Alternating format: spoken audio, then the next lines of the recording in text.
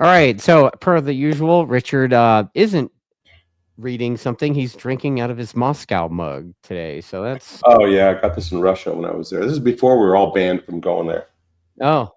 But yeah, some Theraflu. I've been kind of under the weather. I got a little Theraflu. I got some Dayquil. I got some Ricola. Do you like take and mix all those up in the blender? Like No, the what works well for me is some nighttime Theraflu and NyQuil capsules, dude. Like a little cocktail knocks me out. And I usually wake up better, but this damn sore throat thing's been hanging out for over a week now. Yeah, I mean you had quite the hoarse voice over the weekend. Yeah, it sucks. Like it was kind of refreshing because you didn't have the voice to yell at me. So yeah, so this I don't recommend this crap because this is like something you get at a truck stop. It just makes the throat worse. Yeah, that's like the old lady hard candy stuff, right? That stuff's probably better. It's like served in a crystal dish on the top of a doily. You know what I'm talking about? I did do the vodka as a dinner as a bit of a throat lozenge, and that seemed to get me through the next day. But it was miserable. Little Grey Goose cold remedy. Yeah, Grey Goose. If I had some honey to throw in there, that probably would have worked good. I don't know what they call that. Walker had a name for that. Some kind of old remedy. But yeah, for sure, a little Grey Goose warms you up. It doesn't work. It's pretty amazing, but I'm not an alky. I'm not a drinker. So, but every now and then, you got to do what you got to do. So, hell of a weekend at Laguna Seca. I mean, you know, it's one of those rare weekends where the weather pretty much cooperated with us all weekend. We left our jackets and our long pants in the suitcase. I don't know what you're talking about. I wore long pants the whole time. Well, you're sick, so. I mean, it was cool most of the morning, right? And then yeah, it's air conditioned inside the truck where I guess you could call our technical staff works in.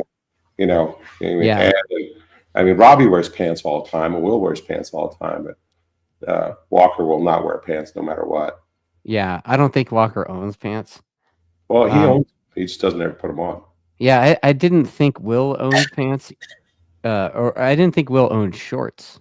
But he was wearing. Well, I know he gets issued them every single year. He's probably got a gigantic stack of them at home. Mm-hmm. But yeah, so I mean, it's kind of a mixed bag of. But Laguna's always been that way. Like, yeah, it's always jacket weather, and the sun comes out, and the jacket comes off, and then the sun goes away, and the jacket goes on, and so you have to keep something warm, kind of close by. Well, it came out. It came out pretty early when we got there on Thursday. I mean, all the guys were like, Thursday was hot. Yeah, like it wasn't, the temperature wasn't hot. It was just that we were standing in the sun. Like there was. Yeah, I mean, it's basically the beach, right? I mean, like in the rolling hills near the beach, so you don't get the beach air because it's why they call it the dry lagoon. The place is a big sand pit, you know.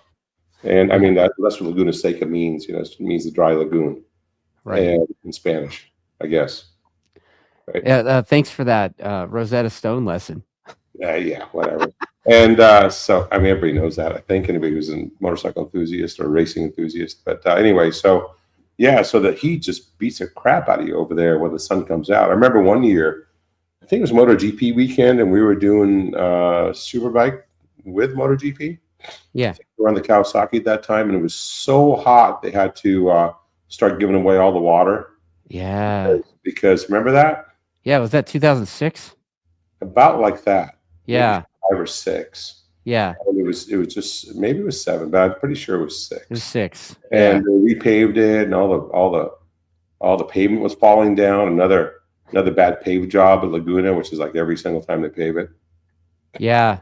Yeah, I mean, talking to the riders, you know, I actually have Jake on camera. You know, I'm still sorting out all the videos from the weekend, and you know, Jake was telling me, he's like, man, he's like, I can't believe how downhill this place has gotten. And I'm like, what do you mean?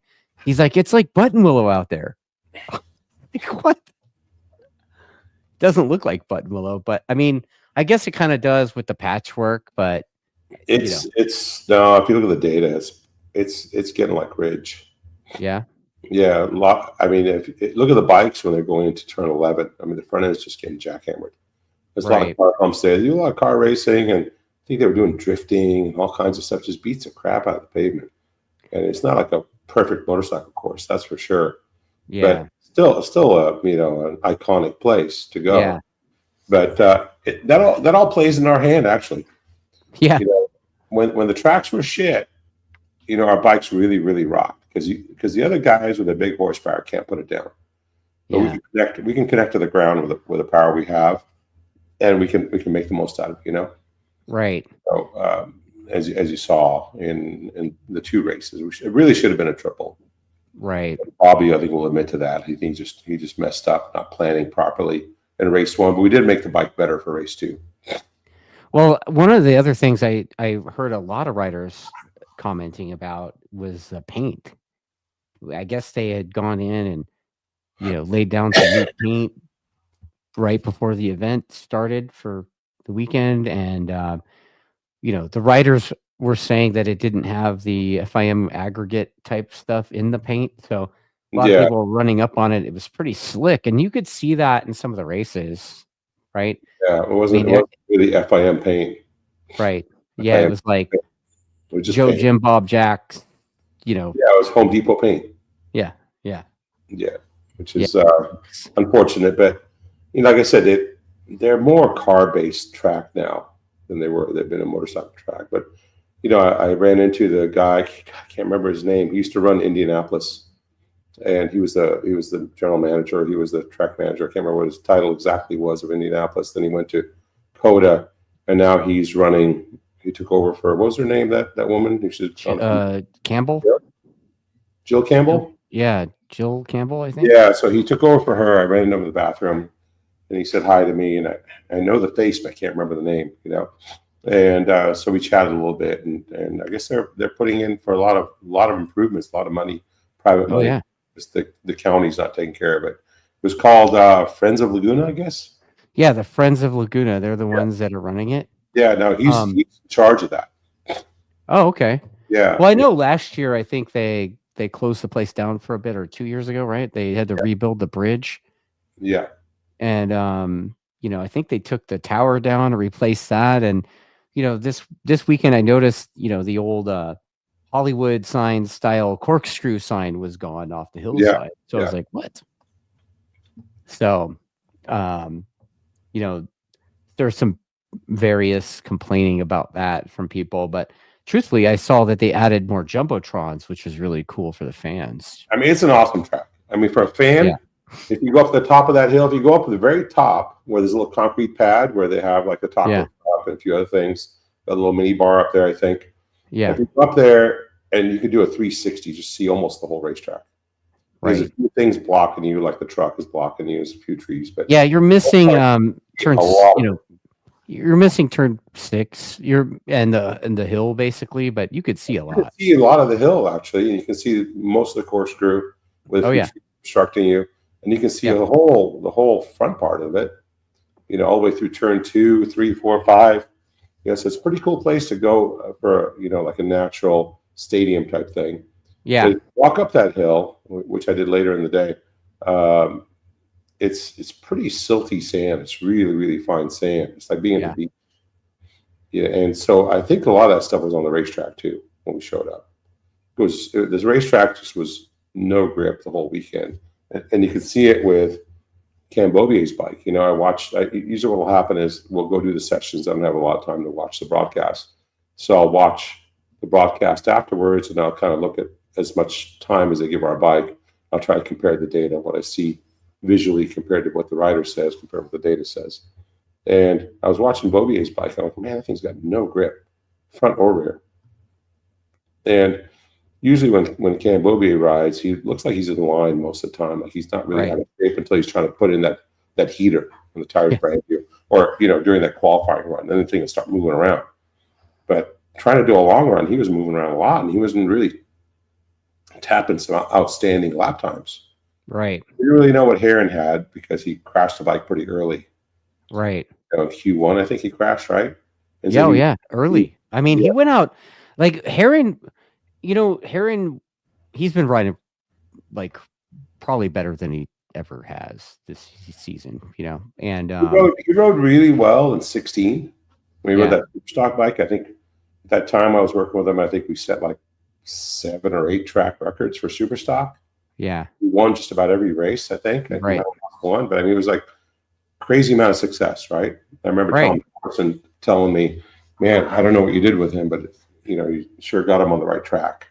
And I remember he's told me that somewhere. I can't remember what track it was at. I said, oh, whatever, keep trying. I think it was New Jersey. But he won that championship. And then you know, he didn't do all that great on the Superbike for a little bit, but he seems to be switched back on now. Yeah. I mean, truthfully, he's, you know, it's uncharacteristic for Heron to just come out the gate swinging like that. And I think he did pretty good on our bike in 18. Yeah. And we finished third in the championship. Could have got a second if we didn't have a crash at Miller. And so that wasn't too bad considering we're racing against Bobier and Helios, you know, for one rider, one bike team, no spare, you know. Right.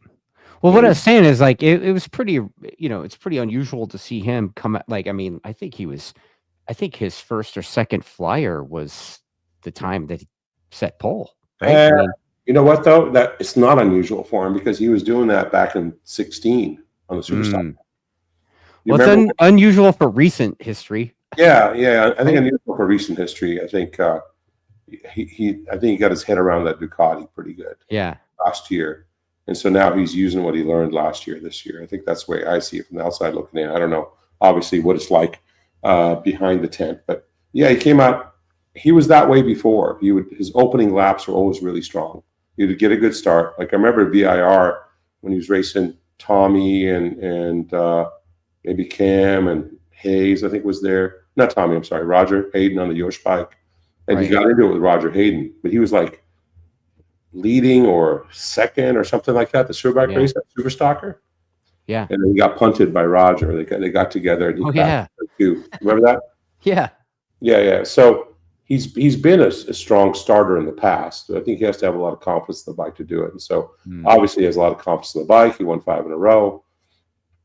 But, you know, we didn't know what he had going into the race. Right. He hadn't done a bunch of laps, and so he probably didn't really know what he had either. He was just fast on a few laps. And then after race 1, I go, man, that thing's got no grip. Yeah. You know, after midway, things just spinning all over the place. And we made some changes to our bike. And so race 2, I knew we had like 0.3 of a lap on him, you know, on average, I would say. Right. You know, you might be able to pull off on 1 or 2 laps, but you couldn't do that with lap times all race long. You know, you get to ride really on edge, and I don't think he was willing to do that or capable of doing that. I don't know what the strategy was. Maybe it was just stay in front of Bobier and didn't care if Bobby got by or not, you know? Yeah, what are we, 37 points down? I don't know. You know what? I'm not keeping track of it because we had a crash at Atlanta. We had a bad front tire at Ridge. Right. You know, which we can talk about how soft tires are made. We're going to get into technical stuff and, you know, partial vulcanization and how heat cycling affects them and how weather affects them and storage affects them and the fact we're on over a year-old tires now because Dunlop isn't making any more of them. Right. And they're running out their old supply, which is kind of a shame. We're in the top series in the country. And what did we have Fernando go over there and, you know, slide the hundo across and hook us up with the tires that were stored on the shady side? I don't know. You know, I don't know. I think it's for the draw, man. Yeah. I think it's the luck of the draw. Wow. Until the whole supply goes away, I think we're all rolling the dice. Yeah. And I think it wasn't that big a deal at Laguna because I don't think anything had a grip. Yeah. You know, year-old slicks, probably right on the edge of them, depending on how they were stored, of being effective. You know, a little over a year, and all our date codes are early 24. What we were starting to inspect them all, and so it kind of bummed me out a little bit that, you know, we don't have that tire thing going right now. We have to wait till next year. I know they're working on some new stuff, Japanese spec stuff, or Japanese constructed stuff anyway, by what I hear, and so I think that'll be better for us next year, and I think the longevity of the tire will be better. And I think the options will be narrower, like maybe only 2 front options instead of 5. Right.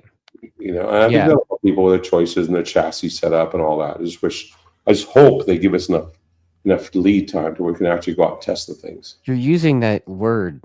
I know, hope. What? It never works. Who are you? No, that's me being sarcastic. Yeah. I don't think we're gonna get them. Yeah.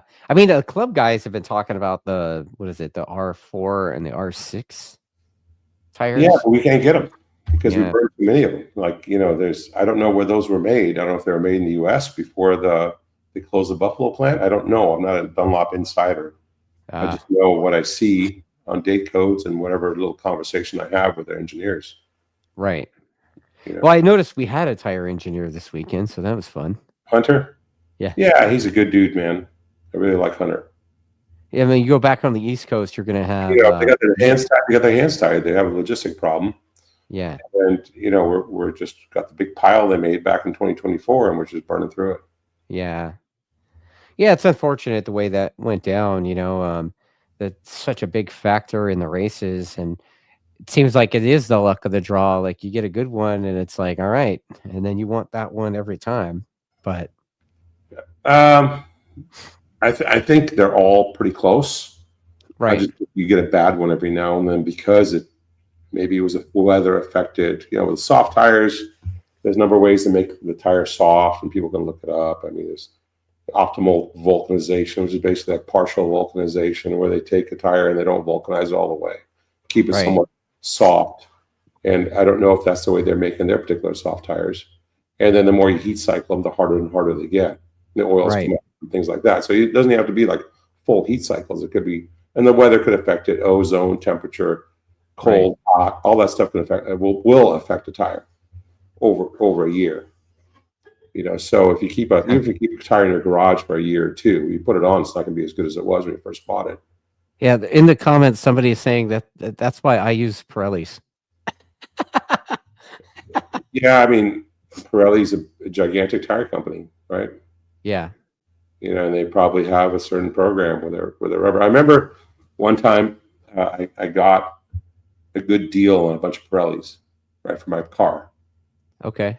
Right, and it was their, you know, P0s, and so I got these Pirellis. I go, man, why are these things at half price? So I bought a stack of them because I'm burning through those things all the time. That thing just eats tires, and so I look at the date codes. I go, oh, these things are kind of old.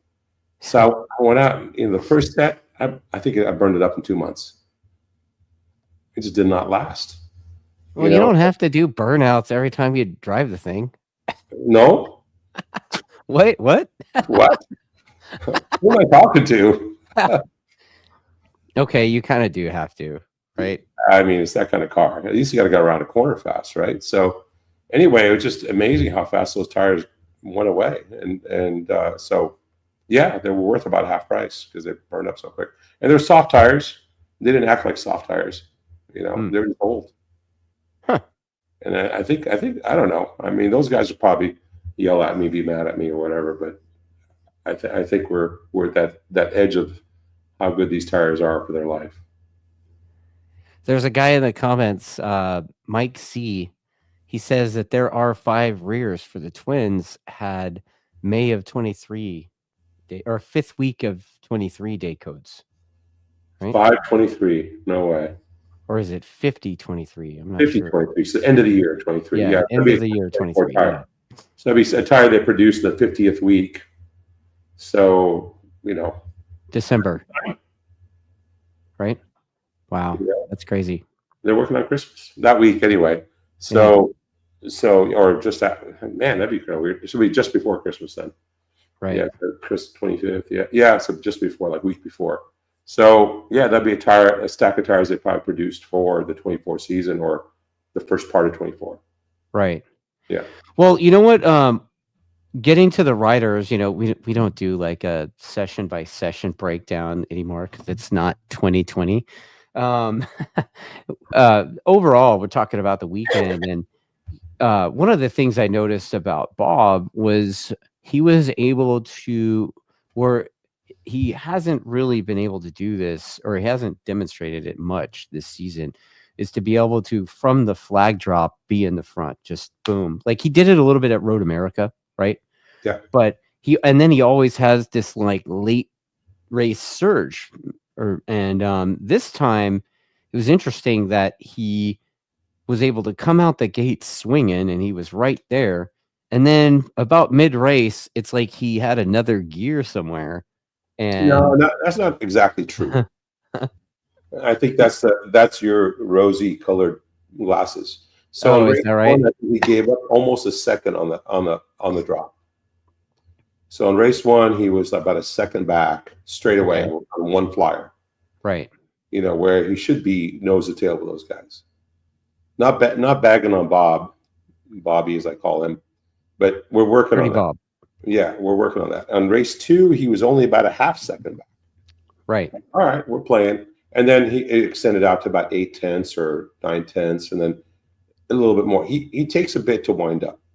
Yeah. And what really helped him this weekend is by the time we finished the weekend, he did 150 laps. Yeah. I mean, the guy's a machine when it comes to that. Oh, dude. You know, so you need a strong machine to do 150 race laps with a thing banging off the limiter nonstop. Right. You know, every time I went over the rise, it touches the limiter. There's a couple of places where it touches the limiter. And I think in the going up towards the corkscrew, it touches the limiter. So you can imagine that thing screaming its tits off nonstop for 150 laps, you know, flowing racetrack.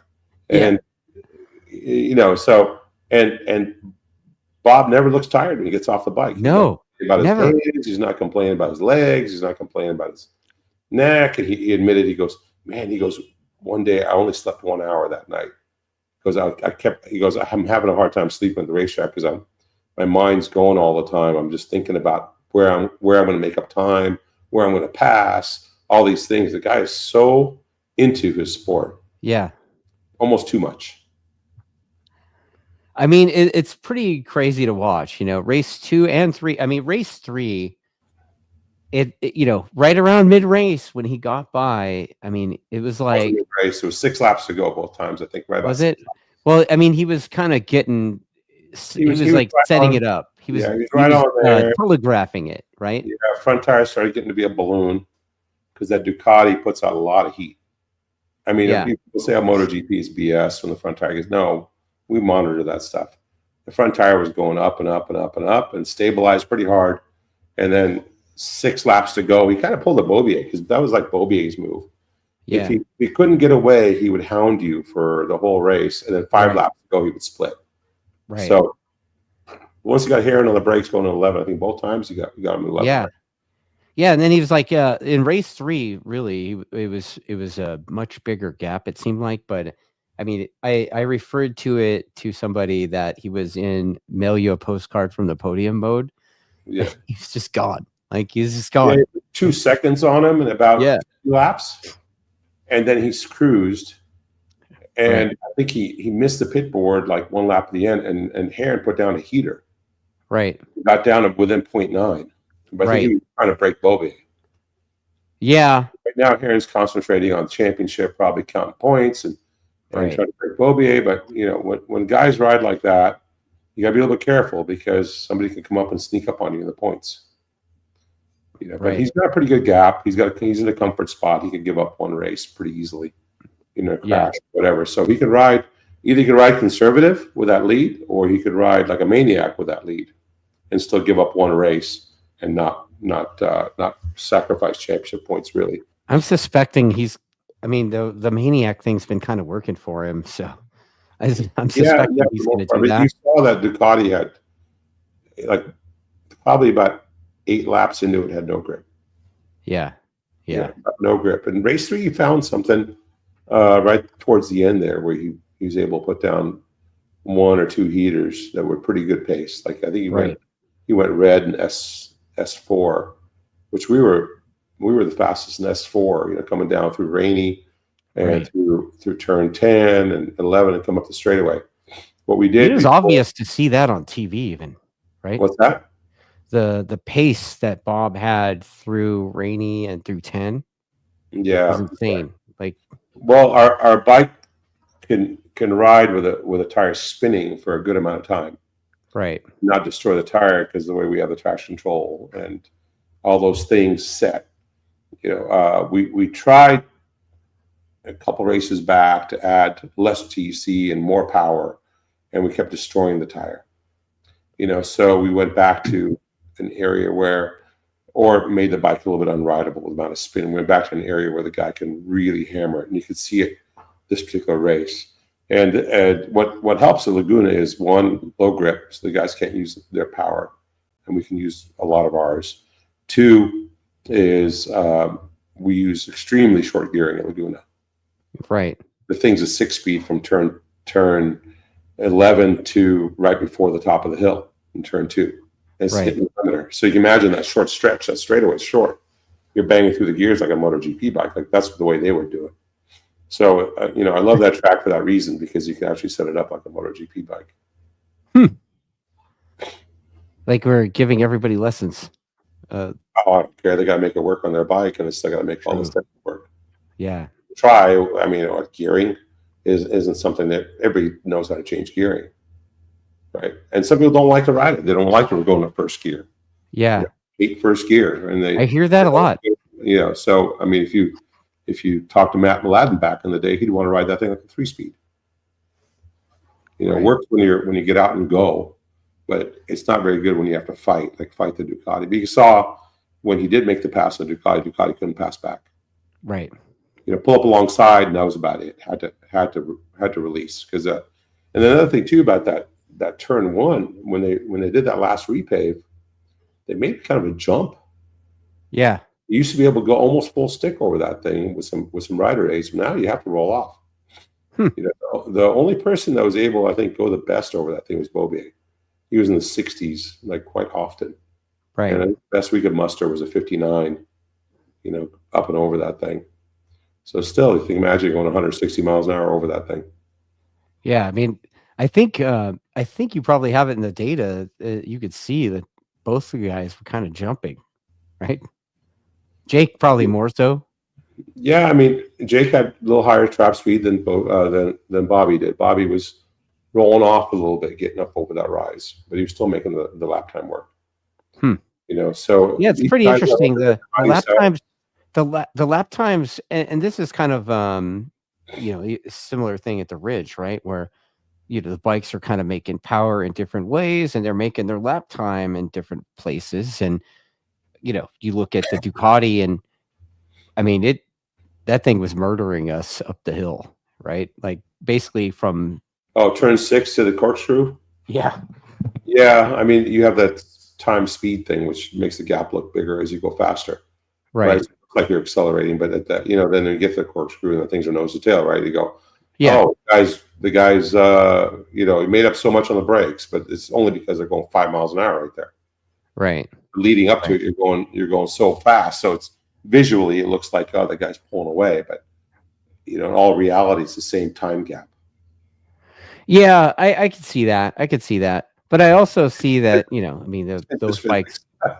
those bikes are kind of making a little bit more power than us, and it definitely looked hard for even coming out of 5, Bob would get a drive, and then once they were straight up and down, it kind of did that. It looked like, anyway, on TV.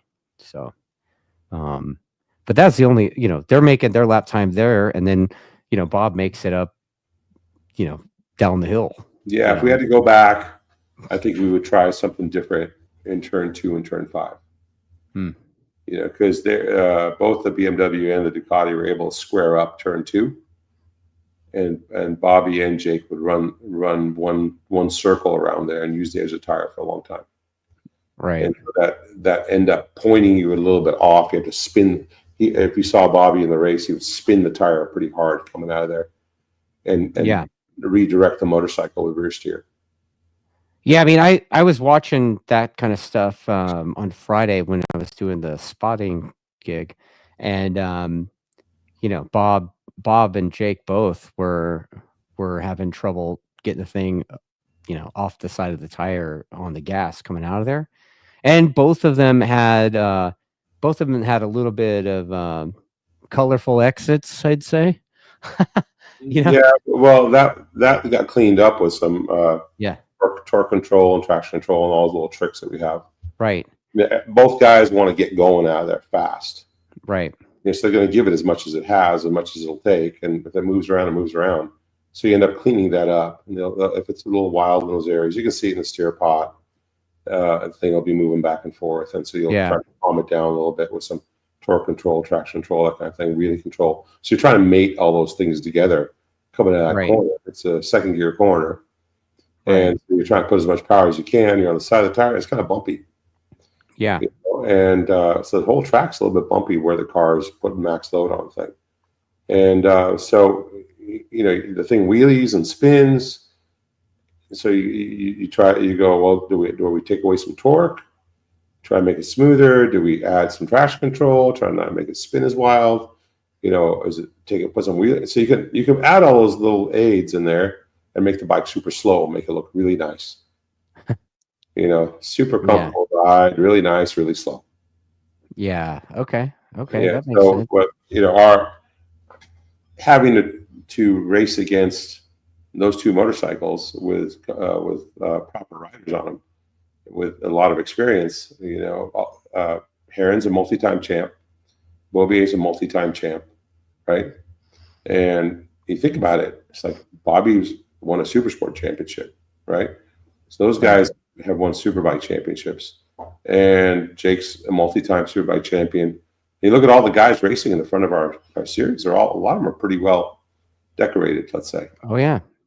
Yeah. Yeah. I mean, look, SDK right there too. Supersport champion.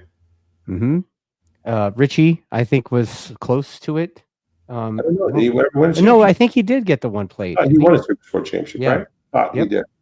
Supersport. Same thing. Watching those guys, I was watching them try completely different lines, whereas our guys were pretty much, they'd roll in on the bottom and they'd roll the inside around. Yeah. And it looked like Heron and Bobes were able to roll the thing in and let it run out a bit and then square the thing up like you were saying for the exit. Yeah. And I watched Richie and I watched Ben and SDK trying both. And I think they all sometimes people try both because they overshoot too. Well, no, I mean, it didn't look like they were running wide on accident. It looked like they were trying shit. Yeah. Mm-hmm. So it seemed like the Suzuki guys and Ben both, all three of those guys ended up taking the tighter line, and the kind of square up exit line in 2 looked more like a Ducati BMW thing. Even the club, the privateer BMW guy was using that kind of line. I don't think there was much there, honestly. Yeah. Because they would go out, and then, like, for instance, with Heron, he would go out, and then by the time he came back, Bobby would be right on his fender. And because he was taking the short way around. But then he would pick up the throttle, and he'd be able to pick up the throttle pointed a little different, and our bike would have to spin and turn. And then by the time they got to 4, they were pretty even. So I don't think that in that first split, it was really worth a lot, because we're all pretty even in the first split within hundreds. I think our worst split was 3, coming out of 6 and getting up to the corkscrew. And it's just like exit of 5, so that's straight away to 5. That's where the split starts. Getting through 6 and climbing up the corkscrew.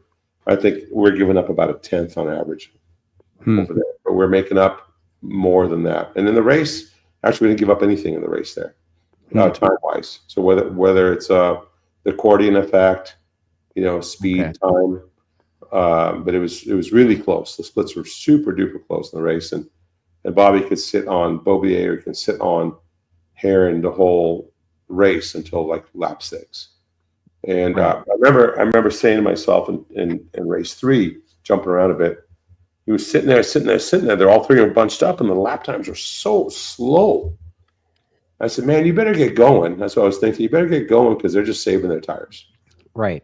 Because Bobby is really good at that. I'm going to save my tire till 5 laps from the end, and then I'm going to pounce. But, so then of course, 6 laps from the end, Bobby went. And there wasn't an answer to that from either of the bikes, right? And so they had their own race afterwards.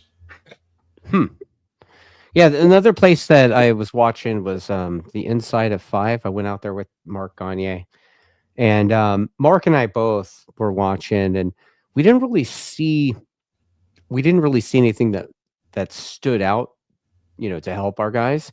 But I did see Ben look like he would get the thing turned in, and it looked like he was waiting to pull the trigger. Like Ben Smith. Mm-hmm. Yeah. Yeah. And I talked to him about it, and he was like, "Yeah, dude, I gotta wait for the thing to settle down." I was like, "What?" So I guess he'd get in there on the brakes, and the thing was pretty heavy loaded on the front, and kind of had to wait for it to chill out in his hands before he could pull the trigger on the exit. Yeah, I don't know what geometry those guys run. And we did their last engine. Yeah. And we're doing another engine for them for VIR currently. But they have a I think bitubo fork, and I don't know what kind of front end geometry they're running. So I'm not gonna. And they have a different set of clamps on it. They do have I think Suter swing arm. So I think they have maybe that's a bitubo shock too. But it's supposed to be top shelf stuff. So yeah, they're not running our linkage, let's say, our steering geometry and things like that. So I don't know about their chassis strategy. Freddie's pretty switched on. I mean, Ed, the crew chief, he's over there helping those guys. I think his role might be crew chief. And he's a pretty smart guy. Right. They just seem to have some teething pains putting that team together. Yeah. I mean, it's if it were easy, everybody would do it, right? Superbike's not easy. Right. Yeah. There's a lot of teams that aren't in the especially if you don't buy a turnkey bike from Europe. Okay. Yeah. I mean, we develop our bikes. We build them here. We don't buy them all pre-done. Just hit the button and go. We have the built not bought Superbike program. We do all development here in Huntington Beach. That's all there is to that. That's 100%. Right. The only thing that we get from Yamaha really is a frame and engine cases, cylinder head blank. Everything else is pretty much one way or another touched. Yeah. The everything. I mean, still an R1. Oh yeah, 100%. R1 odd fire engine, and so you make the most out of it. The good thing was you can see that in the when we get our stuff together, the R1's very competitive. Yeah. So yeah, it was nice. It was nice to get a couple of W's back on the boards. Yeah. So let's move over to the other side of the tent. Jake Gagne's progress. He's kind of chipping away at it. It seems like he's kind of gaining confidence, and his results this weekend. I mean, he did get on the box, and he got a couple of top fives. Fifth and a fourth, I think. Yeah. Mm-hmm. And he, I think he was doing the times. Yeah, the guy in front of him had to stop and beat the crap out of his motorcycle. Yeah, you want to talk about that? Like, what do you think of that, dude? Like, I was standing next to you when you saw it on TV. Like, I think it sucks. Looks really bad for the rider. Beating the crap out of your equipment, throwing your stuff. I mean, it's not necessary. Right. I think the team feels bad enough when they have a mechanical. You don't need to be on TV smashing your bike. I think it makes the rider look very professional. It takes them off of my desire to help them list. Wow. Because you don't want somebody beating the crap out of your motorcycle. So I kind of use this analogy. I don't punch them in the face when they smash my motorcycle. So if they punch me and punch the bike when it breaks down. I've had plenty of smashed motorcycles, a bunch of dumb moves people make. Completely total motorcycles come in on a forklift or something. I've never once yelled at a rider or went after them physically or something because they smashed or flattened my motorcycle. So should I be doing that now? Should I be flattening them when they start punching at the bike? I don't know. It just seems like a pretty odd situation. I know people say, "Oh, they're just emotional and they're into the moment," and all sorts of stuff. Come on, we're all pushing the same direction. Don't be beating up the motorcycles. Right. I mean, they had some unfortunate. I know the guys in Europe love to do that stuff. Yeah. They won't last 2 minutes in my tent. Luckily, we have two very calm guys. So Ed in the chat, he says he just had to bring up the forklift. Yeah, he had to put them together. Yeah, and he didn't punch the rider in the face. yeah. So I mean, me like, okay, let's get going. Let's put this thing back together. You think we got a spare bike? I think we can put that thing back together. So they go to work. Right. You know, it's unfortunate for him. You know, he had a good run going. You know, he tossed a bike at the top of the corkscrew on Saturday. I don't know what the team interaction is there.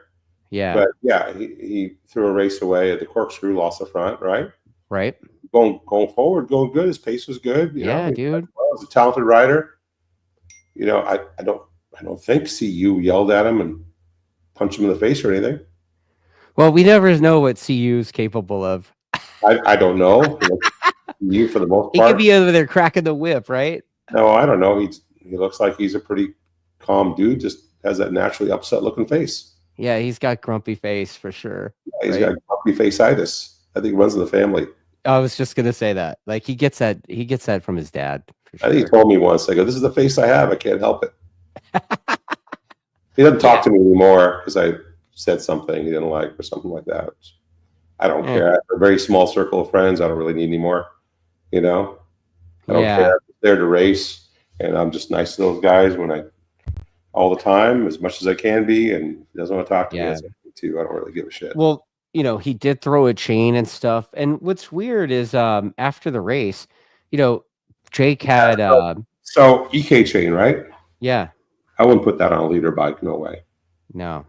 I mean, the Casey Wada used to own that company, or he was the CEO or something. I don't know. I don't think he's either around or he still owns it. He used to sponsor our team. And it was fine for the small bikes, but when you get into big bikes or GP level stuff, I remember back in the day the Kawasaki MotoGP team ran that chain, and they threw a few chains. Really? You know, even back then, and we threw a chain. We murdered the chains at Daytona, the EK chains. The DID is just bulletproof. You know, we run the DID. We could run that 520 ERV, whichever number. We could run it for 2 or 3 events. Yeah. The only reason why we're changing chains is because we change sprockets and we have to cut them, take them off. You know, and then we'll have a couple chains are pre-stretched. If you're nice to them, you keep them oiled all the time. You know, and a lot of guys are lazy. They don't want to clean their bikes. They don't use any good oil on the chain. That Yamaha lube works great on the chains. You know, the synthetic chain lube that we use. Yeah. I know that sounds like commercial, but this is exactly. I mean, Ed uses it for his breath too, right? He's like, he uses it on his eyeballs to stick them shut. Oh. But he gives me the big eyes. Like, you want me to do that? Yeah, Ed says that Bobby loves them fresh chains. Oh, I know. Every time he rolls out, we had to go from this chain, from this little bitty sprocket to this gigantic sprocket at Laguna, and we had to mess with all the pivots and this and that to get the same anti-squat, and which MotoSpec really helps for that. And anyway, so then you end up with this chain that's 4 links longer, and you got to go break it in, and Bobby's like, I got to come in after 1 lap. He never wants to come in at all. He just wants to go out and ride the whole session. I mean, the guy, even in testing, right? Bob's always first one out, last one off. Yeah. Yeah. It's pretty common for him to do 60, 70 laps during a test day, right? So. Yeah, I mean, say he did 150 laps around Laguna. It was a 3-race weekend. I think he set a record for how many kilometers we put on a bike in 1 race weekend. Wow. He's riding. He put. We started Thursday with a set of tires, right? We start off with hard tires, hard front, hard rear kind of thing, which they call them softs. So everything's soft, super soft, extra soft, you know, with Dunlop. Yeah. But they call it a soft, but it was really, let's say it's a medium tire, because it was one harder. It was the harder of the 2 options we had. So we ran that thing for the whole session, and then we put on a soft one at the very end, which were going to be the race tire. And you went out just laps on that, like, I don't know, 10, let's say, 8, 10 laps. And then we kept that thing on for another 15 to 20 laps the next session. before we put another soft one on to do a lap. Yeah. Ride it and ride it. And now we have to just make sure we don't run them out of gas. So you just keep the front tire on there until you're sick of looking at it? Well, we only have a certain amount of stickers because some guy decided to limit the tire numbers by more. So we're down to 14 total. I think we used to be 16 or 18 tires. Yeah. I said, that's too many tires. We can definitely use less tires. So I want it down to 12. Just to challenge everyone on used rubber, right?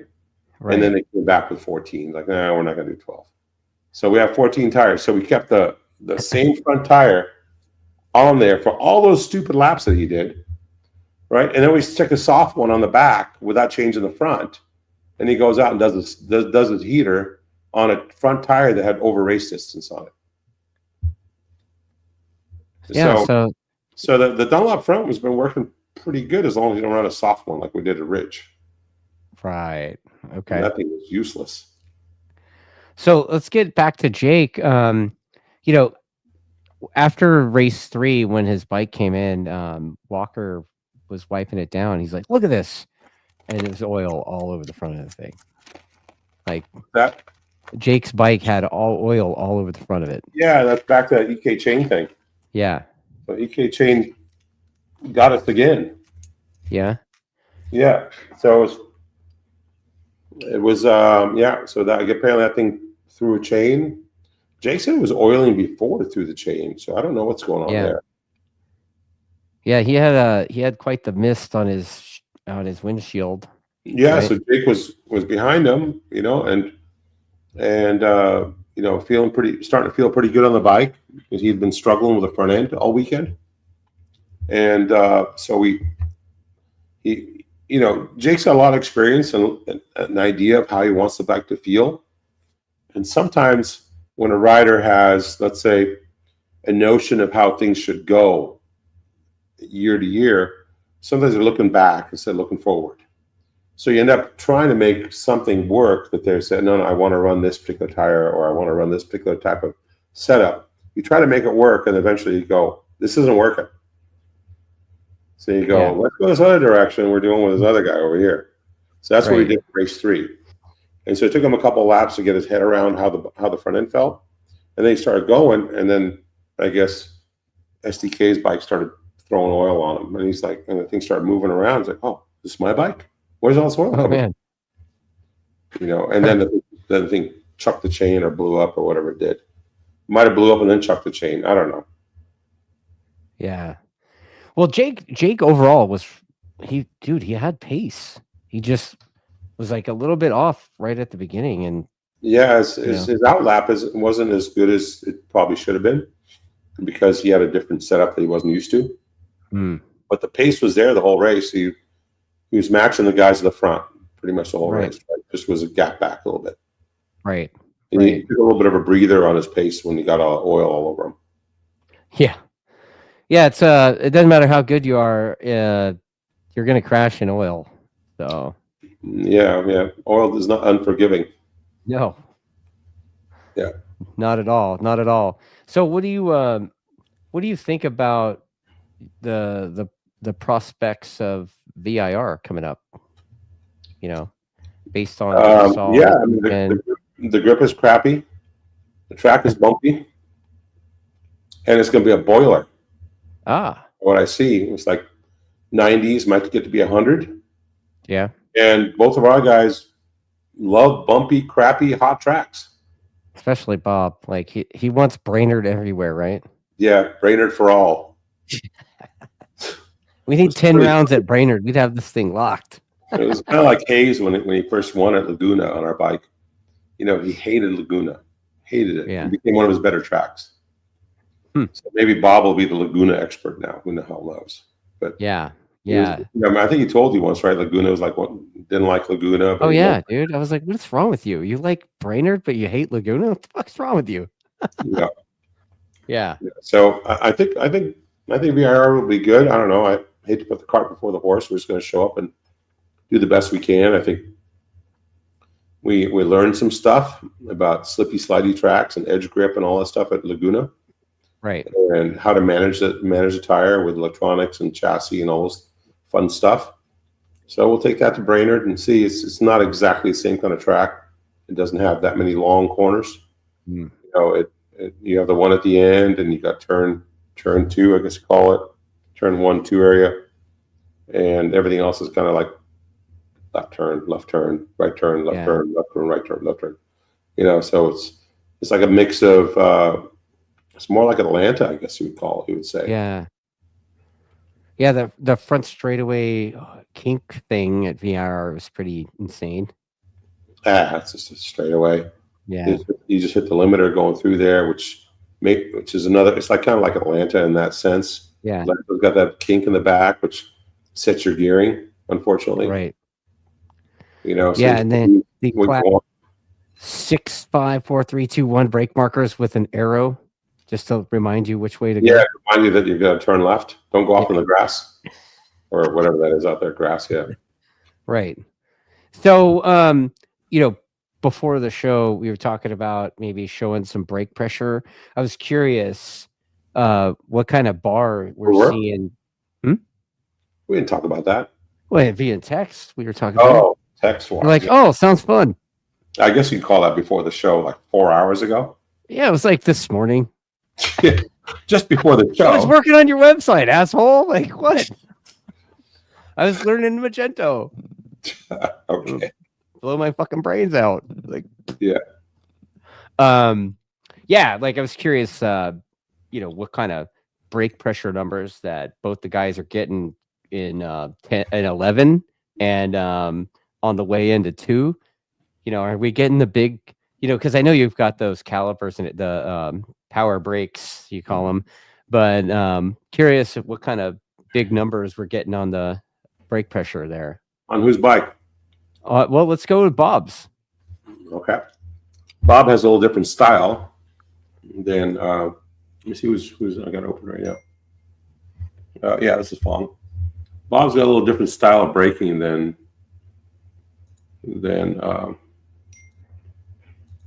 Jake does. And Ed's, while you're looking for that, Ed's commenting on your being out of uniform. No, I'm wearing he's wearing braking, man. Braking uniform. It's just a sponsor. Yeah. All right. Let's see. And tell Ed if he wants to take over management, he can. He's got to send me a check. Oh, there you go. So anyway, all right. So there's our screen. Yeah. Where do you want? Turn 2? Yeah. Well, turn 11 first, right? Okay. Yeah. Let's see. Turn 11. Brake pressure. So you get into. So this is Bob. You see how he builds? Yeah. Like he never ever does the traditional snatch. He builds, and then I don't know why he releases there. Probably because this isn't really aligned all that well. You can kind of see this is where the cursor is. Right. I don't know why he's doing that, but anyway. So you can see where he went sideways right there. Yeah. The extra slip. He released, and then he builds, and then he goes to the corner, and he has zero gap between that and picking up the throttle, and then he rolls out on the gas. It should be probably a little bit more of a spike. So what's the bar number there? Is it 9.8? 9.8 with those calipers. Yeah. Yeah. So like, is Jake? You know, Jake's probably more straightened down because Bob kind of does that kind of Tony Elias style. This is Jake. 11.4. This is more traditional braking. Called it. Yeah. 11.4 bar. That's a lot, dude. Yeah. Especially with those calipers, right? Yeah. 11.4. Bob's like 8. Yeah. Bob does all his braking in the middle. So if you were to overlap him. Oh, that's going to be different. So you can see. Yeah, Jake stabs the thing and trails off, where Bob kind of initiates brake pressure sooner and then does the whole lighter, longer thing. Yeah, I don't know if this thing is aligned perfectly. It looks like it's not, for whatever reason, time distance thing. I think it's on time. Here, yeah, it doesn't align very good for whatever reason. Let me see here. Okay, that's a little better, but whatever. So these are actually a little bit tighter together. Yeah. So, but you can see where Bob just kind of rolls into it. Bob initiates brake pressure sooner. Yeah. But Jake pulls he drops the anchor all the way and then trails off, right? We try to get Bob to ride more like this. And this could be because he was behind Heron. Oh, okay. And he had to roll off earlier, let's say. So you can pick up another lap. Like, you can't go off of every single lap. Right. Because it isn't always that one lap. So you can go back maybe to Q2 when he was by himself and pick up a lap where he did a 23.3, let's say. So this is Q2. We did a 23.3, and you look at turn more traditional, right? Yeah, okay. Are pretty erratic though, Yeah. Not the smoothest rider. 10 bar? 10.6. But look at his braking. He's a bit rough on the bike, but he seems to make it work. And then if you go into turn 2, you can kind of see how turn 2 is like only 7 bar. It's pretty consistent. And why is that? Because you're going downhill. Yeah. You can't brake that hard. The back end come around or the back end come up in the air. One of the two. I was curious. That comes around. And if you it seems like the braking zone on the way into 2 is pretty long too. Yeah, it is. So if you go into, let's say, a race tire, that was like the 0 rear or whatever. Yeah. So if you go on a race tire, you kind of see it's like a pretty consistent flat braking zone. And then here, so that thing where he was rolling in and cruising for a bit, that was probably because he was behind Heron or Bobby, one of those two. Where they were stacking up to go in there, and he had to kind of check up. Unless you wanted to pass 2 guys at once, he has to check up and brake a little earlier. So 11.1 bar, so, but he still builds. He's not the squared off traditional braker like Jake is. So we grabbed one of Jake's laps. Yeah. So here's Jake's 23 something. So you can kind of see how Jake's braking is. Oh yeah. I'd like Jake to get throws out the anchor and trails off, and it's much smoother, holding steady pressure all the way.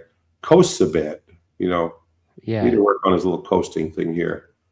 And like I said, Bob's a bit of a wild man on the brakes and on the gas, and see how smooth he is there.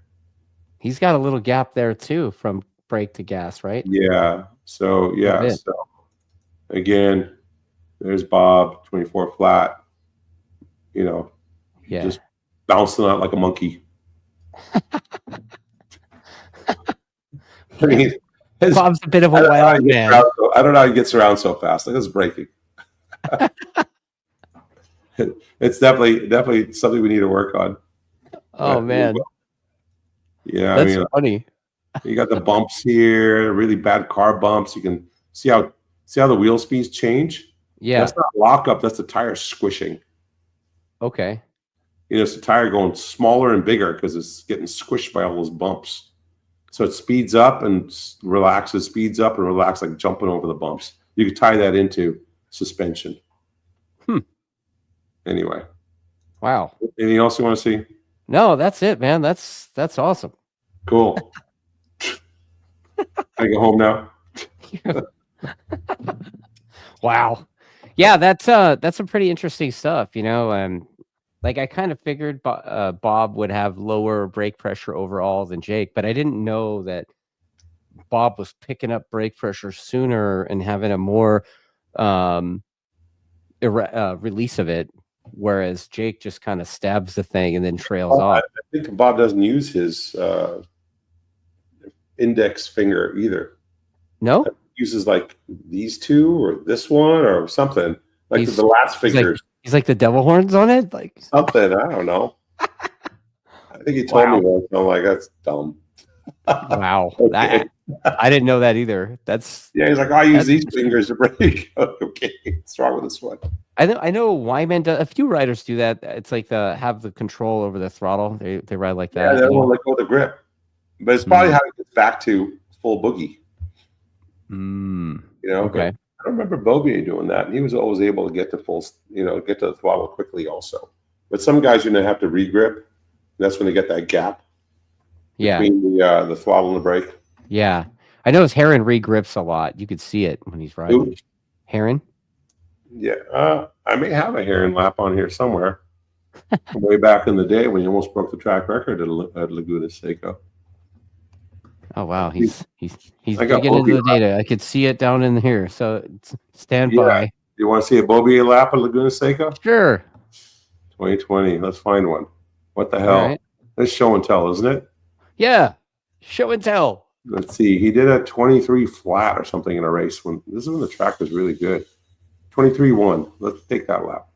Okay, here we go. That was race 3, 2020. Can you imagine 2020? We're going that much faster than we are now. We're like a second slower. Maybe our tires were a year old back then. I don't know. All right. So Bobier builds also. So mind you, this is turn 11 again. Yeah. And mind you, this is a different set of calipers. Right. These were the Evo calipers back then. But see, it gets the 13 bar. If he was on our current calipers, probably 11 bar. But he builds also. But quite a bit smoother on the release all the way to the apex. And zero gap. Yeah, there's no wuss gap there. Yeah, and then same thing with. So he's smashing the rear brake over here, getting a 2, getting the rear settled and sideways. Oh wow! Kind of skidding into it, and then 10 bar. See how he builds? Yeah, he does a lot of the same thing Bob does, just smoother. And then he uses the rear brake, and then again the rear brake again to get it to hook that double apex. And he's doing that with the foot rear brake, right? Foot rear brake at the time, yeah. He's got 14 bar there. 14 bar on the foot brake. Wow. Yeah, and 10 bar. So that's him.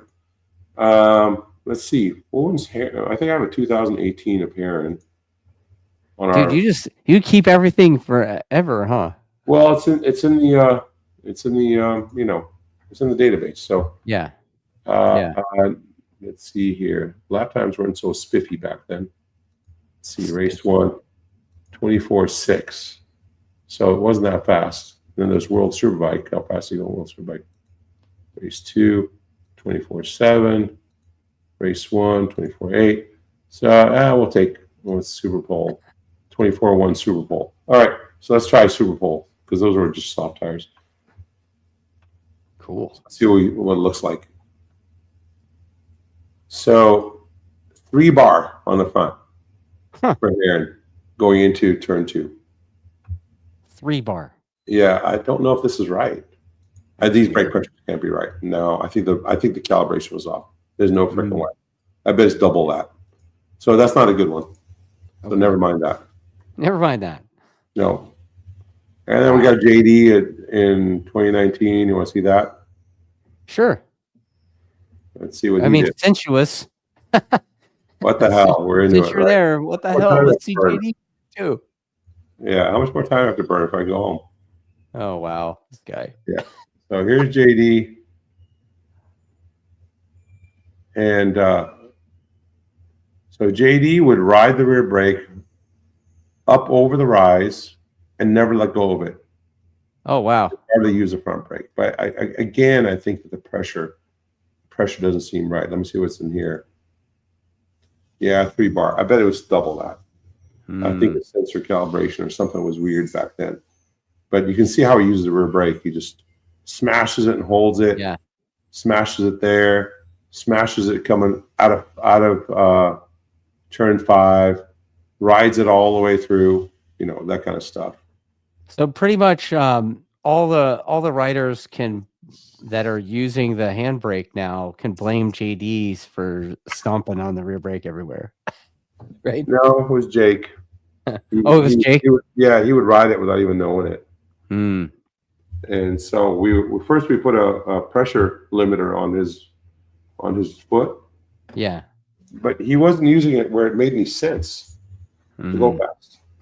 So finally went to the finger brake, and they just make Marshall do all the braking now. You know, Bobby doesn't touch a finger brake either. They both just, I try to get them to use it. You know, that dummy at MotorAmerica keeps saying I'm anti-brake. I'm like, no, I'm anti-slow. You're anti-losing. I'm anti-losing. Yeah, that's a good one. So anyway, yeah, we try to get them to use it, but they're not used to doing it. It's hard for them to do it during a race weekend, change their style. So Marshall handles all the engine braking. It seems to be fun. Well, let's get to the comments. Like, I've done a good job for the most part of trying not to look at them. Yeah, don't look at them because you know. Because I don't want to miss your mad comedy when you pick on me. Yeah, I'm a little under the weather, so I'm not in like the pick on Dustin mood right now. Oh, you let it slide. You call me some name or another with an asshole. Yeah, yeah. I'll push you in the face when I see you. Yeah, I'm sure about it. I'm sure about that. Yeah. All right, so we've got a guy. His name is Steve. He's saying hello from one of the old WSMC guys.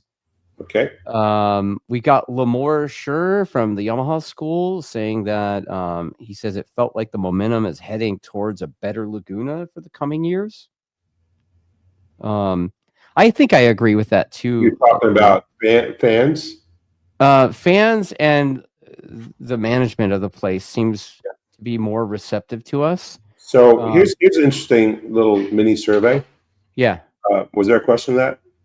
Well, no, I was saying that comments. you know, with the new management and the fans too, with the new management, the previous management, anytime I asked them a question, it was like automatic no. You know, they would give us, the motorbike people would get 92 decibel days only, and anytime you wanted to get more, it was the answer. Jill was hard no, and now they're like, come on, sure, come on out, just cut a bigger check. Yeah. I can't remember his name. I gotta look him up. But that is Michael something. No, right? They used to run Indy. And when we did the MotoGP thing with the CRT bike, and we were able to get laps around Indy.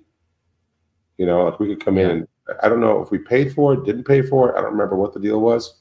Yeah. But I just remember being on at Indy almost solo, you know, doing laps.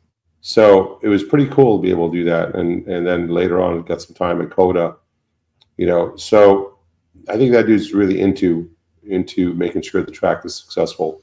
Interesting little private survey. So Marshall's wife, Heather, went up to the Corkscrew during practice and qualifying and things like that. Yeah. There's quite a few people there on Friday. It's kind of interesting. Yeah. So we're riding back we're riding to the restaurant, and she was telling us about her little survey. She said when she went up there and sat on the hill talking to people, during Superbike, the people would go up the hill and it was kind of packed, right? Yeah. And then when the Superbike finished, they'd all walk off. So a little mini survey, like even with the baggers, you know, these people just go, oh man, it's Laguna Seca, all the Harley people are going to go up there, baggers, this and that. There's hardly anybody up there watching. Right. So the Superbike, I think, is still alive, and MotorAmerica needs to pay attention to that, get with the people that are really interested in the sport, and even new people, and make sure that they keep that class going. They don't neuter it to the point where they lose the people again. Yeah, I mean, I've heard it. I think it'd be good to keep that class going. Right.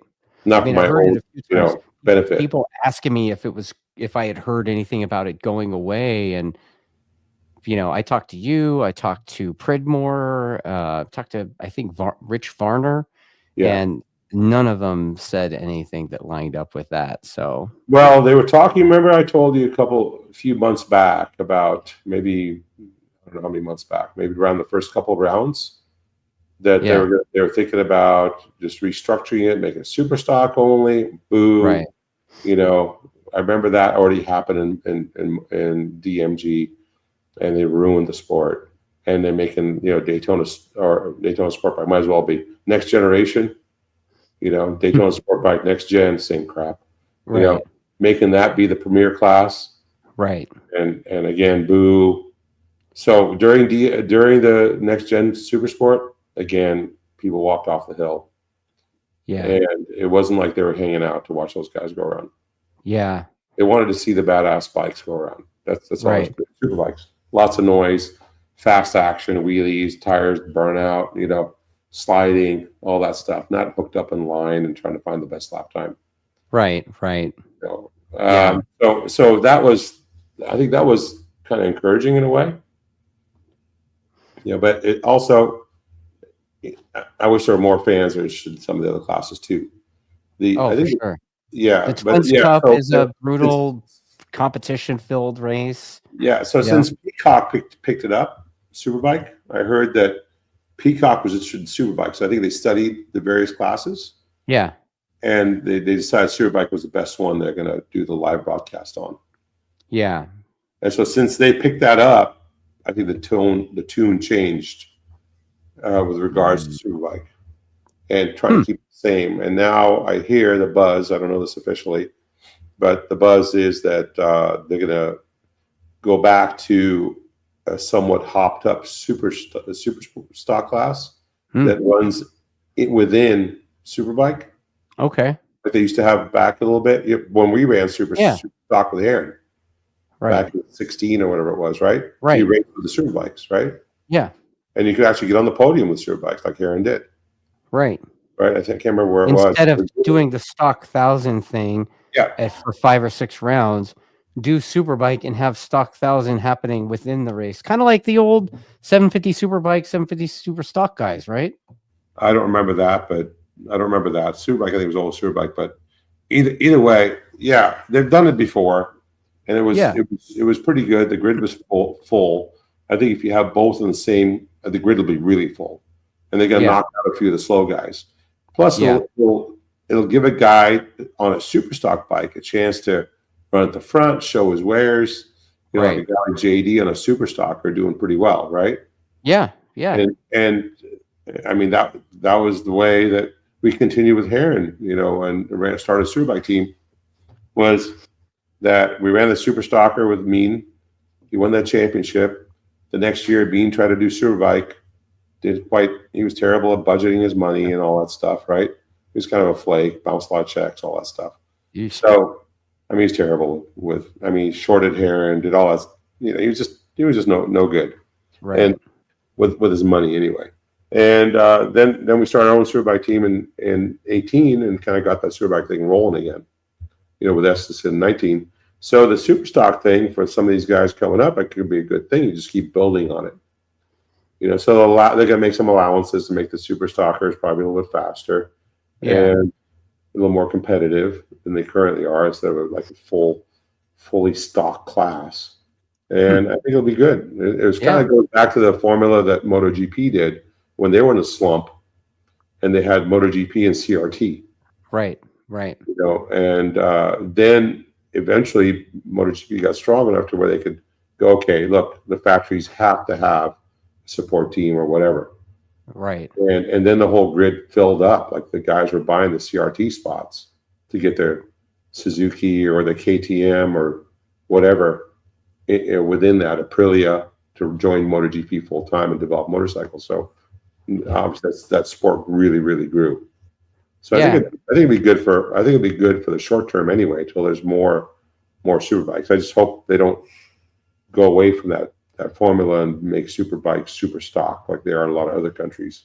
Right. Because this is the US and we should be badass and we should have the fastest motorcycles and the best paid riders. Yeah. I'm all for all of that. Yeah. I think that's what it should be. I mean, there used to be a time when the guys made their living here and they weren't even thinking about going to World Superbike. Right. Like the Duhamels and the Bostroms and the Haydens and all those. Oh yeah. All those people that came through. Ben Spies, he went to World Superbike, the MotoGP, but he made quite the living here in the US. Oh, for sure. So those were the good times, sort of good times. But I think those could come back if these guys plan it properly. Yeah.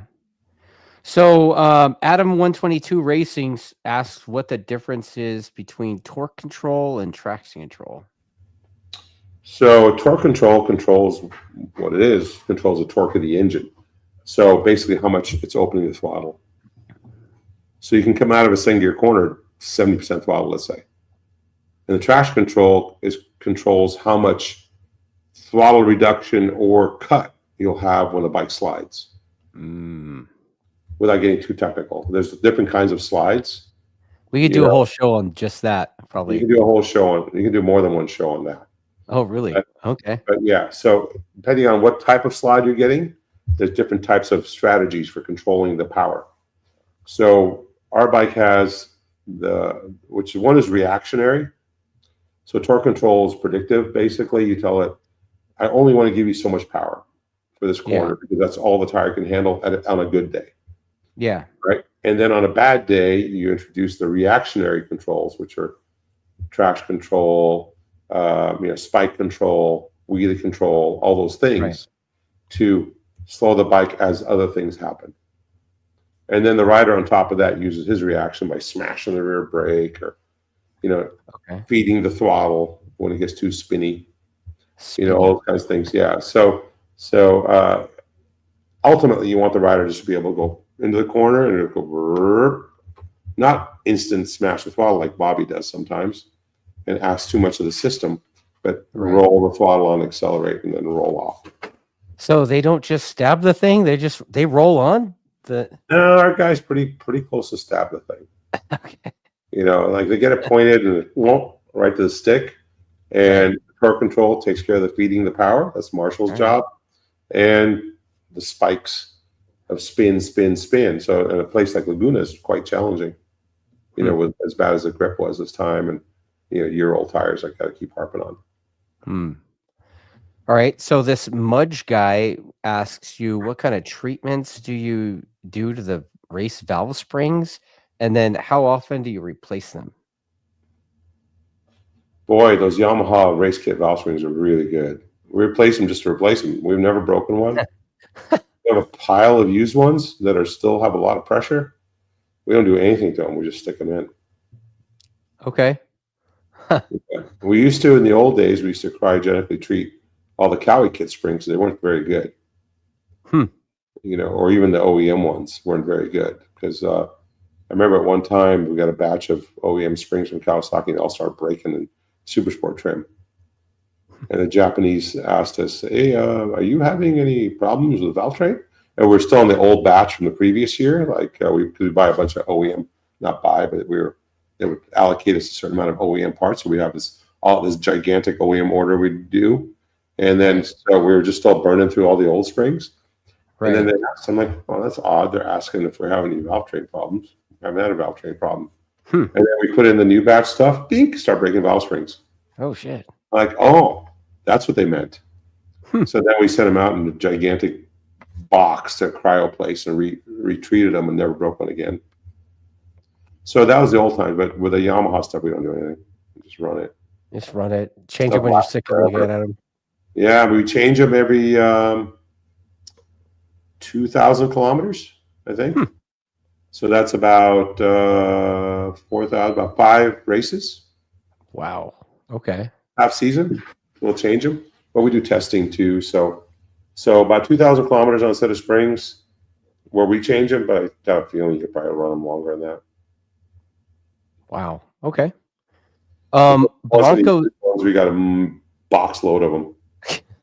So Blanco Cycles, this guy's name is Javier. He's East Coast guy, and he says he wants to. He would like to pick your brain about Yamaha electronics a bit, and he's got questions to ask. But he wants to see you in person at VIR. And I told him, I was like, dude, on race weekends, Richard's kind of on pretty tough, man. kind of on fire. But pretty tough. Like, good luck with that.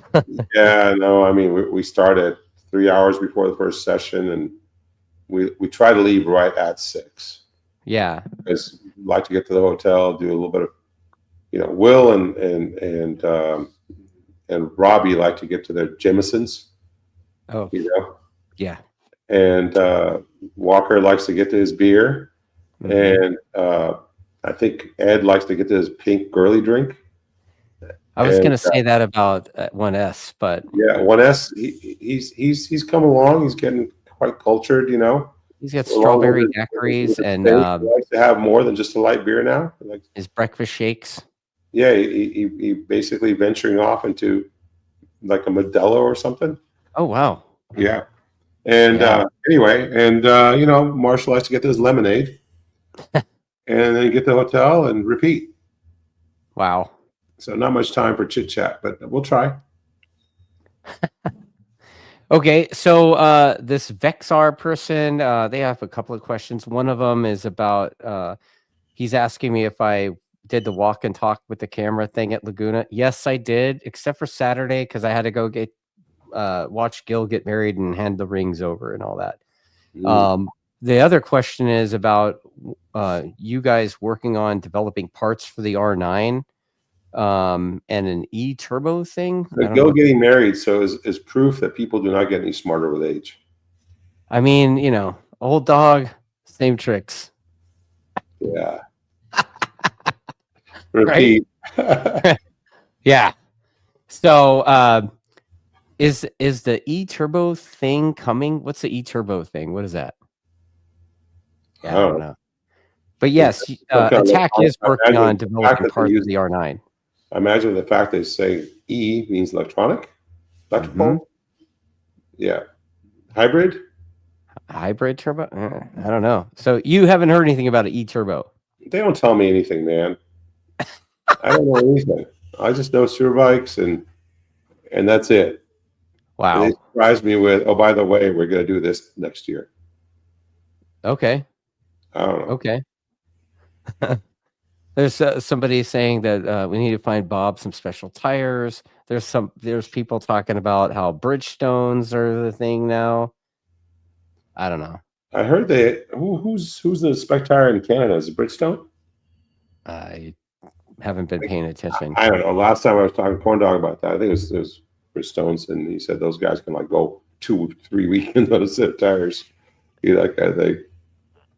There's a GMC guy asking about what grade A through F would you give to the Dunlop tires right now?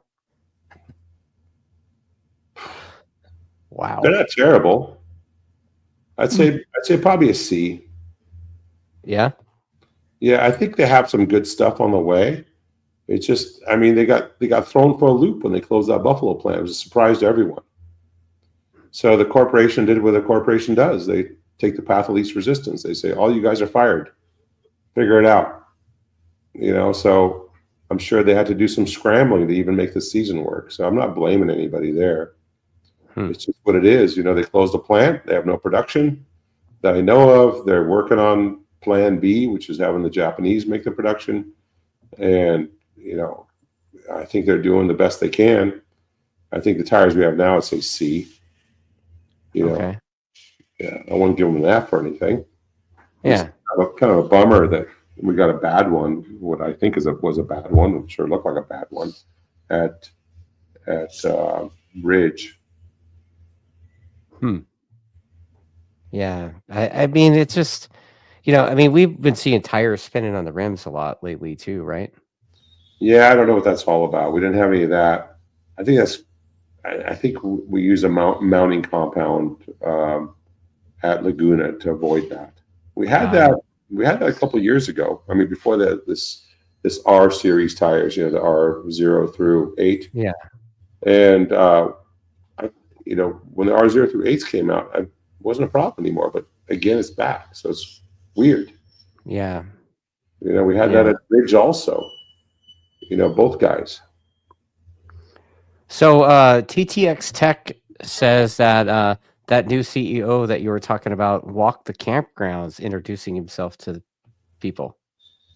So yeah, he's but every interaction I've had with him has been really good. Sounds awesome. It just sucks I can't remember his name. I'll have to look at my contract. I'll get back with you because I'm going there. On my emails, I'm sure it'll pop right up. Yeah. Okay, so that Blanco Cycles guy, he says has a question about slip targets, and is it dependent on the rider style, or is there a value where you guys know the front tire works best and you want your riders all to adapt to that number? Front tire? Rear tire. He says where you guys know the tire. Oh, the tire. Mm-hmm. Yeah, I mean, different tires, different tracks. You build a history of how much slip you have different places. Yeah. Sometimes the riders will spike the tire to turn. You know, if you clamp it down too much, the guy may not be able to turn with the rear. You know, some guys have zero slip because they're slow. It doesn't matter what you do with traction control.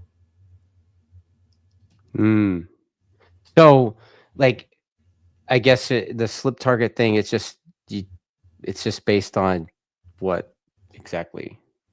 You know what a slip target is? Let me explain it. Yeah. Okay, so you have a slip differential between the front and rear tires. So the front tire is moving, let's say 20K. Yeah. And the rear tire is moving, let's say 30K. Right? Right. So that means you have about, what's 20 and 30? What's that? Like a certain percent more. Okay. Right? So depends on how you look at which way you divide it. But so you end up with a percentage more. Like let's say it's 33%. Okay. Right? And you say, well, that's a lot. And the guy says it's really going sideways.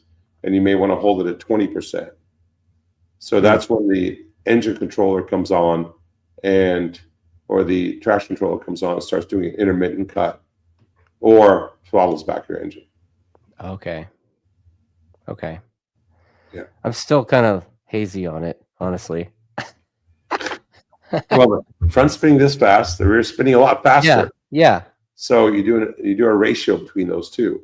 Okay. And that's called the slip differential. Okay. So you set your targets within that somewhere. Yes. So you have a target which doesn't look like. I guess I could show you. Like a rubber band. I guess I could show you some traction control targets, but it's going to be a big screen with a bunch. Dude, like the show's already kind of going long, man. Is it okay? Well, time to go. We'll save it for another time, dude. Yeah. So you make a slip map, which is different by lean angle. So it looks like two humps. The slip map. So it goes up and comes down, and goes up and comes down based on lean angle. Okay. Right. Okay. So if you're leaned over, you might have the small part of the hump, and as you drive up, you get a lot of slip because the guys are burning the tire trying to accelerate. As you go straight up and down, you get less slip. Yeah. And if you turn the other way, the slip target starts to go up again. And when you get to full lean angle, you get very little slip. So when you're on the edge of the tire like this, you don't have very much slip because you want to turn without coming around, right? As you pick up the throttle, you start getting some spin, and they go up, up, up, up, drive, more spin, and then go back to grip again. Okay. And you want that spin, a certain amount of spin where that bump is, to be right in the driving part of the thing so you can turn the rear tire. Okay. Stuff that you do because you just ride a motorcycle. But that's like a double bump slip target. Okay. And the rain is a different shape. Is it? Oh, well, because there's less grip, right? There's less grip straight. It'll spin straight up and down. Right. So if you put that double bump in the rain, the guy won't be able to ride it. That's probably why a lot of guys suck in the rain. They don't know it. Wow. Okay. Yeah, so all that stuff makes a big difference on how, and that's Marshall's job when he's at the racetrack. He just stares all at slip targets and torque and anti-wheelie, and the riders come in and go, I need a little more here, a little more there. How about a little more here, a little more there? And he does his thing and puts in the map, and we go out and ride, and they go, yeah, that was way better. Marshall did a good job. That's why he's still on the team. Because I would have fired him. Well, plus he's Canadian, so it's like. Oh, well, that was a reason to fire him in the first place. But I keep him because he's good at what he does. Otherwise, I would have fired him. He says a boot all the time. A boot, yeah. There's a bunch of things he says all the time that you're just like, what? Yeah. Says a boot, he says something else. But anyway, whatever. All right, so there's a guy asking about process. That's it. Which is the opposite of amateur cess. You're a pro at cess. Process, yeah. Right. The process. So Roger Leonard is asking about whether or not you guys are going to do a holiday black. Come on, bro. It's July. What are you asking about holiday shit for? Yes. Yeah. They always do a holiday sale, man. Every year except COVID year, because people had so much freaking money, they were willing to spend it. So we're like, no break. Full retail for everybody. Yeah, they're all sitting at home. Use the stymie money here. And all that free communist cash. And they were spending like crazy. So we're like, full retail. Yeah. And then that Vexor guy is asking about the R9 parts again. Vexor, dude, hit me up directly, and I could help. I could help connect you with all the R9 parts from Attack that you need. We do Probably lift people don't know, mounts. but What? Dustin is now our race track support guy. New hat. He's not Racer 37. He's Support Man 37. Yeah, that. So if any of the racers there need a couple of widgets, because what happens is people fall down is that, oh crap, I didn't bring enough pegs, or oh, I'm missing that one offset in my toolbox. I don't know where it went. I need that number 3 offset. Dustin's got it all now in our truck, because we don't have time to talk to you because we're too busy trying to figure out where we're going to go for beer. Well, there's that. You know, and I don't drink beer. Where we're going to go. And you don't drink. So there's that. Yeah. So, you know, this past weekend, you know, backing up to that, I think we're not vendoring it. We're just supporting people. We're supporting riders that need it, you know, and we ended up, a guy needed a pair of foot pegs and some lift mounts, because I guess he broke them off. And then also I sold a set of R9 Euro sets to another guy that had broke stuff. So, yeah, back to the guy Vexar with the R9. Contact me directly, man. I could help drop ship that stuff to you. And you know, we do trip clamps and lift mounts, rear sets. I think the linkages. Yeah, the linkage. Just about everything. All the chassis stuff. All the hard parts. We could actually, not this year, but next year we could build you an R9 MotorAmerica spec engine. Oh, wow. A lot of the parts will be available to the average guy, where this year it's really kind of only for the guys in MotorAmerica. Yeah. So if the parts are not quite available, we'll have something that we can do, like camshafts and things like that. Do you have airbox mods too? Do you have like the working on that? Okay. Right now, that's a touchy subject. Okay. Yeah, so Vexor, you have to wait on the airbox mod, dude. World Supersport and the guys at MotorAmerica, I think the supply chain is a little bit strained. It comes from a place called Plastic Bike in Europe. Right. You know, it's an Italian company. Nice guy runs it. You know, I think he does all the Yamaha World Superbike stuff, all that carbon fiber, and he does BMW and a bunch of other stuff. So I think he's maxed out. All right, well, I'm going to cap this thing with the last couple of questions from Brian Green, because they both kind of tie together. The first one is whether or not you were surprised at Bob's performance on the track compared to Jake's this season, and did you see that coming during the testing at the beginning of the year?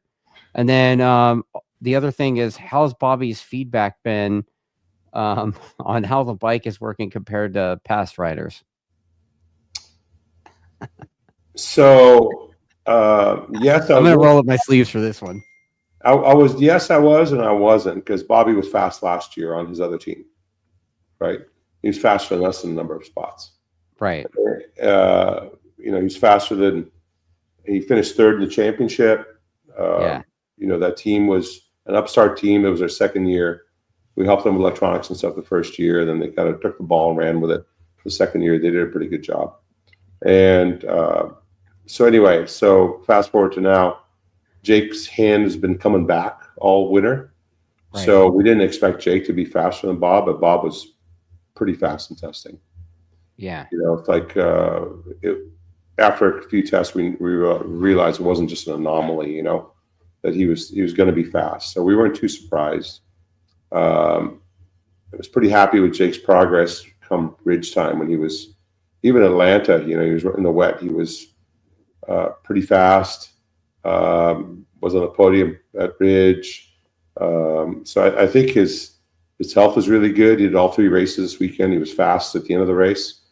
I think he at VIR. I mean, I hate to predict anything, but he might surprise a lot of people at VIR. Yeah, Jake will, and Bobby's going to be super fast, I do believe too, unless he has a bad day. So as far as his feedback goes, we have to limit Bobby to 15 minutes worth of feedback. Because you could be there till the next day. Okay. Yeah. Yeah, like I've gotten to listen to some of the rider debrief. Yeah. So we can't share too much, but basically starts with the track map. he points at the entire track and says the bike sucks there. Yeah, it sucks everywhere all the time. And then he tells us how great it is after the race. Yeah, yeah. Then you got to break it down. So, and then he has like, you know, epiphanies all night long and things like that. And then he has to message you and tell you, I said 15 minutes, what you get. That's it. Over 15 minutes, we're just beating a dead horse. We don't need more info than that. You're talking about the same corner 100 times. It doesn't matter. We get it. So complete with sound effects. Yeah, he's got a lot of sound effects. You know, he does then the traction control. He goes good, exiting the corner, and it feels like it's in the wrong gear, and the RPM and this and that, and then the race, he's faster than the guy in that corner. Cuts underneath him, cuts around him. I'm like, did you see how you were in that corner? Yeah. And you know, it's funny because the beginning of the year we're like, okay, we just debrief the guys, and then it became, you know, like Bobby's, you know, he's like, just imagine the volume to 100 plus would be his debrief, and Jake's like 20, you know. And so I said, all right, this isn't working. We're gonna because I like to have Will, who's Jake's crew chief, and Marshall's electronics guy, and myself debrief one guy and get all the info from him, and then debrief the other guy. And I wanted the dual debrief because you end up with them talking over each other and it's the same crap over and over again. So we said, okay, this is the way it's going to be. Jake first, get his info, and then Bobby, start the timer. And you guys do start the timer. It's like you got 15 minutes. You're done. All you need.